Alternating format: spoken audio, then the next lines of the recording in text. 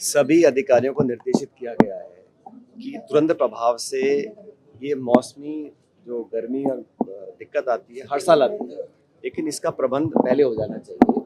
और मैंने कहा है कि जो ग्रामीण क्षेत्र में और शहर क्षेत्र में रह रहे हैं और इतने ज़्यादा यहाँ पर लोड शेडिंग हो रही है और बिजली का जो सप्लाई है वो निरंतर बाधित रहता है, तो इसमें इंफ्रास्ट्रक्चर इम्प्रूव करना पड़ेगा और जो सप्लाई पीछे से आती है उसमें भी कमी है। मैंने कहा है कि बहुत जल्द इसमें तत्परता से कार्रवाई करें और जहाँ कमियाँ उसको बताइए। लेकिन आपने सही कहा कि बिजली पानी की समस्या हमेशा इन महीनों में रहती है, लेकिन हर बार इसका एक बनता है कंटीजेंसी प्लान, जो 1 महीने पहले तैयार होता है ताकि बिजली की सप्लाई हो, पानी की सप्लाई हो, ट्रांसफार्मर्स को रिप्लेस करना हो। उस पर मैंने कहा है कि इनको और संसाधन डालने पड़ेंगे क्योंकि डिमांड ज़्यादा है और लोग सप्लाई नहीं करा पा रहे हैं। और ये बात सच है कि लोग परेशान रहते हैं गर्मी के महीनों में, लेकिन सभी अधिकारियों को मैंने कहा है कि इसमें तुरंत प्रभावी से कार्रवाई करें। अब मैंने आज इनको बोल दिया है कि ये बहुत लंबा खिंच रहा है, उसके लिए पैसा हम लोग दे चुके हैं, सैंक्शन आ चुकी हैं। अब इन्होंने टेंडर निकालने की बात बोली है, तो अगले महीने के मध्य तक इन्होंने काम चालू करने का मुझे अभी आश्वासन दिया है। और मैंने कहा इसके आगे मैं इसको पोस्टपोन नहीं कर सकता हूँ, क्योंकि भाई पैसा हम लोग दे रहे हैं, रिपोर्ट बन गई है, डीपीआर बन गई है, तो इतना धीरे धीरे काम कर रहे हैं। लेकिन आज मैंने इनको फाइनली बोल दिया है कि जुलाई 15 के आसपास काम चालू करना पड़ेगा अदालत में। अब उसका इन्होंने कहा है कि कुछ लैंड का इशू आया है, लेकिन मुझे बताया कि 95% काम पूरा हो गया है और जो शेष 5% काम बचा है उसको अगले कुछ हफ्तों में खत्म करेंगे और बहुत जल्द इसका हम जुगाड़ पड़ कर काम चालू कराएंगे। इसकी फिर रोड टेस्टिंग भी होगी, लेकिन सारे काम अगले कुछ हफ्तों में करने का इन्होंने आश्वासन दिया है। मोहन भागवत का बयान है कि पाकिस्तान से बच के रहने की, उसके दोगलेपन से बच के, वरना फिर जो है आतंकवाद कभी खत्म नहीं होगा।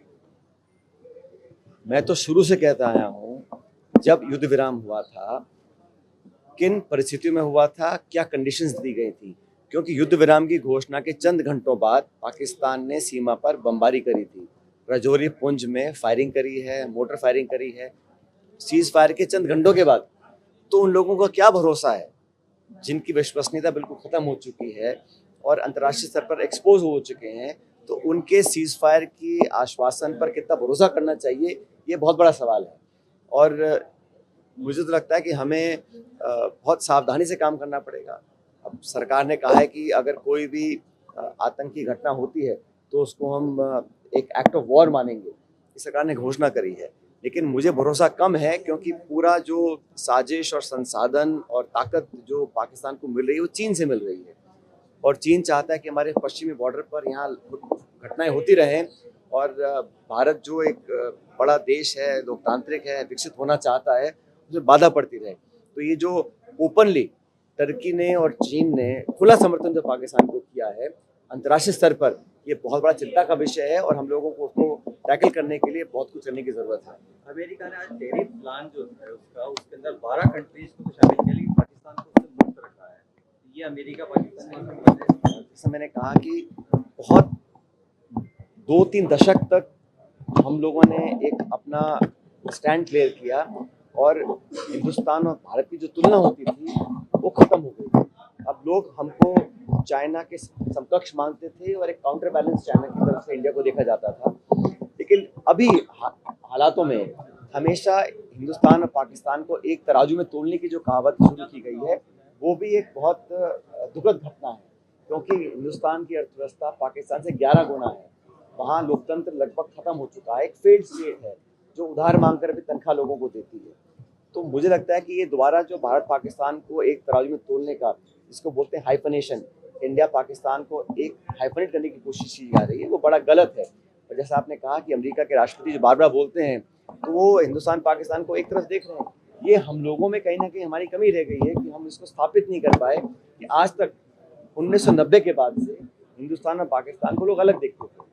हम लोकतांत्रिक हैं, विकसित हैं, शांतिप्रिय हैं।